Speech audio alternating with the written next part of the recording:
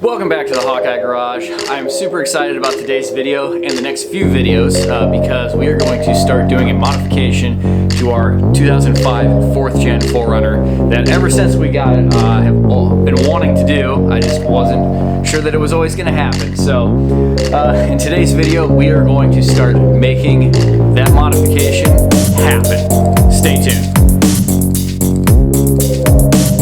The thing that I'm talking about doing is swapping the diff out, the rear diff out, with an electronic locking differential out of an FJ Cruiser. See? There it is.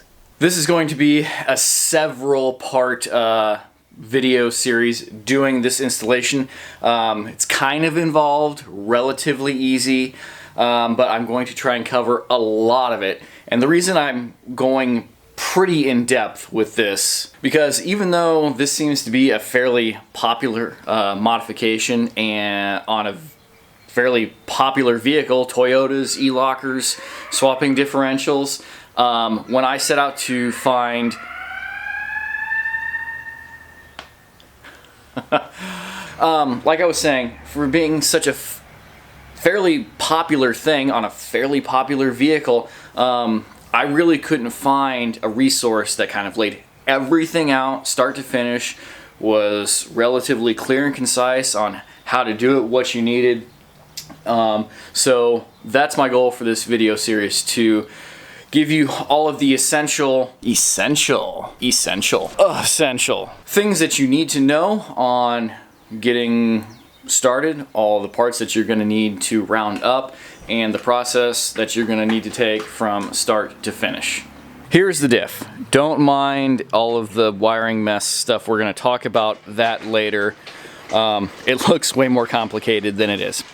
Anyway, so this is a rear differential that will fit any 4th Gen 4Runner. V6, V8, doesn't matter what year. That being said, there are two different gear ratios that came in factory 4th Gen 4Runners. They came with a 373 gear, which is what mine currently has. The 05 through 09 V6 4Runners had 373s. All of the V8 4Runners, all of the years, had 373s. And then you have the 03 and 04, possibly 05. This is where I kind of can't give you the exact things, because there's crossover in model years because they don't follow a calendar year. Anyway, those very early V6 models had 391 gears, which is what the gear ratio is in this. Now, this diff came out of an FJ Cruiser. That's where all of these diffs come out of, because they are an 8-inch ring and pinion gear setup. Anyway, for the FJ Cruiser rear ends, you were looking for an 07, 08, or 09 rear end because they were the 8-inch. 010 and newer, they went to the 8.4, which is the same thing as the 2nd Gen Tacoma and 5th Gen 4Runner. So those will not fit. Obviously, you're going to want to find one that has a locker, because not all of them had lockers. And then this model, the 391 gear, came in the manual. So this is kind of a unicorn-ish. And of course, we are switching from my 373 gears to the 391s to compensate for larger tires, lower gearing, bigger tires. It just works out better that way.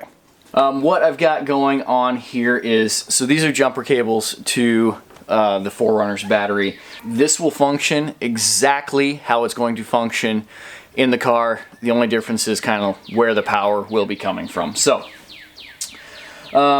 starting out with, we have a two-way switch that will lock and unlock the locker. And I'm going to be going back and forth between this and a layover of this, which is the wiring schematic for the back of the switch here. Right now we are unlocked. As you can see, it is the unlock light that is lit up. It's only lit up right now because the way that I have it wired is this will turn on when you turn your headlights on, like you would turn your dash lights on. And I went ahead and just hooked it up now so you could see it lit up. Normally unless your headlights aren't turned on, the way that I have all this laid out, that won't light up.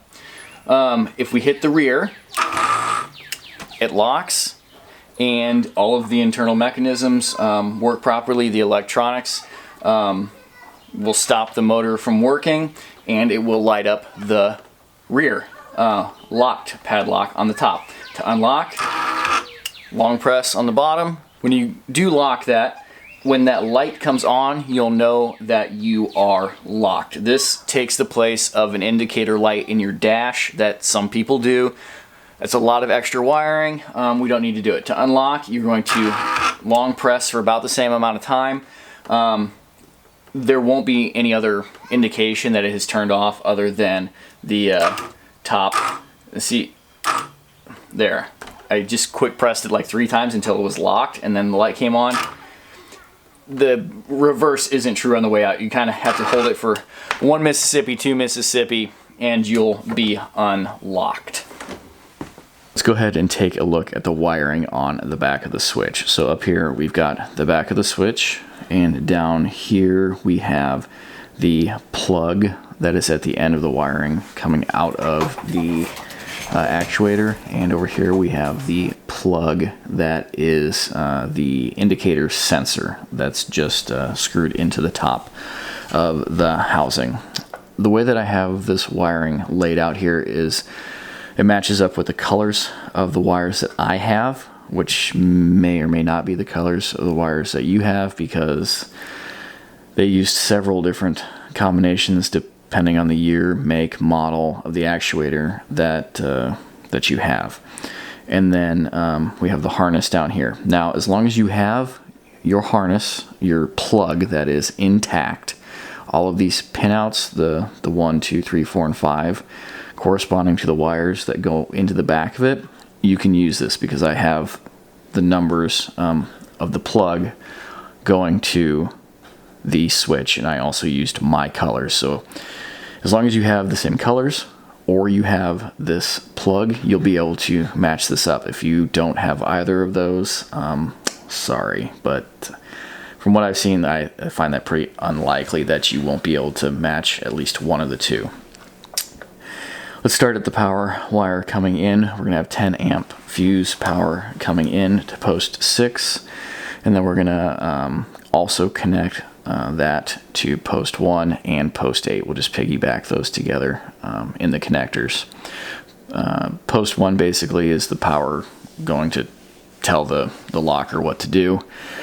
Post 8 is power being supplied to that locked light at the top of the switch, which will be turned on when it gets ground to pin 7 to complete the circuit, and pin 7 will be connected to post 7 down here on the indicator switch. I don't have a wire color because since my pigtail I had to buy online, I didn't have one. Both of the wires were black. I've seen ones that both of them are red.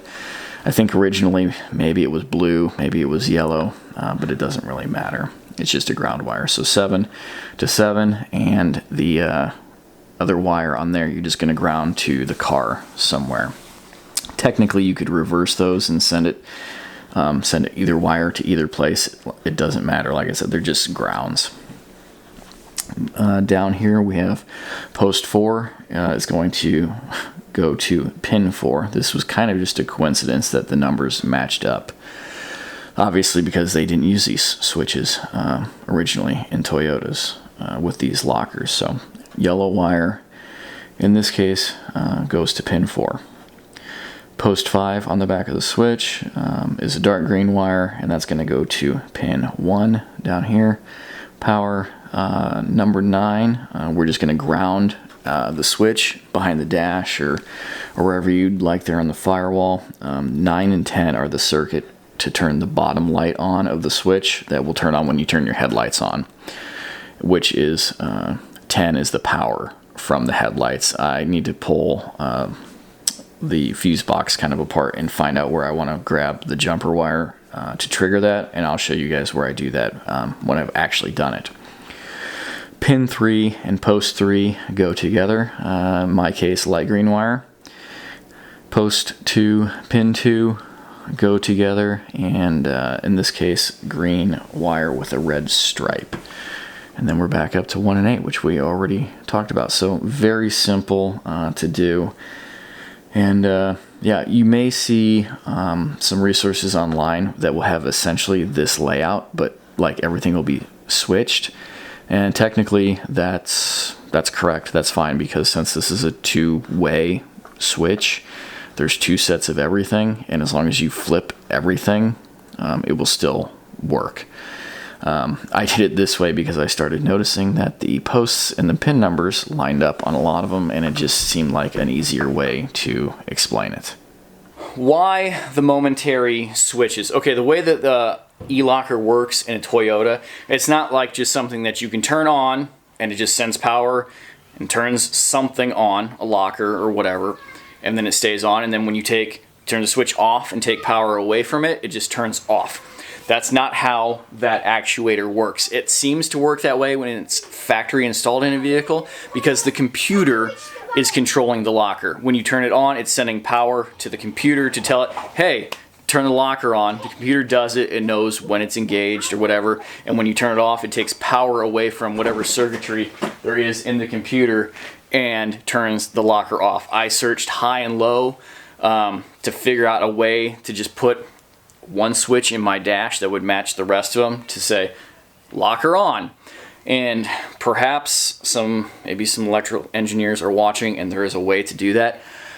I could not find a way to do that. There is a way to do a momentary switch for on and off, like I have, where the relays are external, which the switch has them built in.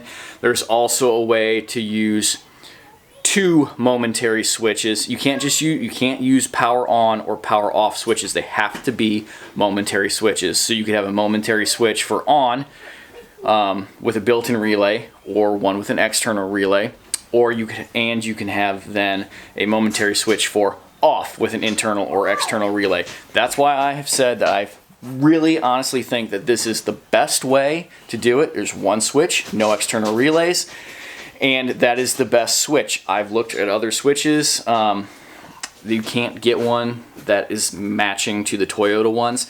That one will fit in the Toyota location with some modification, as we'll show in another video. And I did have that custom engraved with the lockers and stuff. Links down below for all of that stuff. It's not too terribly expensive to have done. I'm actually going to be changing that switch out. That's kind of an ambery yellow incandescent bulb. It said white, and I probably should have known. I'm talking with the website I'd like to get a switch that's 2-color or white LED or whatever. That will come later. That's not really an issue, and you guys will obviously see the finished product when it's done. So now that we've talked about the switch and the wiring and where you can get the diff, again, I encourage all of you to do your own research on doing this install. But as far as I'm concerned, this is the way to do it. It's the most cost effective. Can you maybe piece together cheaper switches and relays? I think you'd be about the same money. The wiring, there are a couple places that make wiring harnesses that you can just drop in. They are not cheap, but it is all together. So maybe if you're not comfortable doing that wiring, you get one of those, but I kind of have a feeling if you're watching this video on how to do this anyway, I know you guys are competent enough to do some wiring. So looking forward to getting this put in. I believe the next video, I'm still waiting on some parts to get here. The next video will be pulling the axle apart, doing some cutting. Don't worry, it's not as scary as it sounds, hopefully. I may even be doing some DIY diff strengthening skid stuff. We'll just kind of have to see how that goes when I start pulling everything apart. And follow the links down below. The schematic that I showed you earlier, I will post on my Instagram and my Facebook, links down below. Or, as always, feel free to email me, hawkeyeskunkworks@gmail.com. If you haven't already, please subscribe to the channel and hit that thumbs up button if you like car nerding out on four-wheel drive stuff as much as I do. So until next week, next Sunday, as always, stay safe, try to stay healthy, stay sane, be smart, be respectful of everyone else's personal space, and yeah, maybe get some projects done. If you're on quarantine, you are doing some projects, send them over to me. I still have to go to work, but I'd be happy to DM back and forth with you about what projects you're working on if you've got questions, or we can just shoot the breeze about Toyotas or whatever you guys want. So thank you for watching. Take care. Goodbye.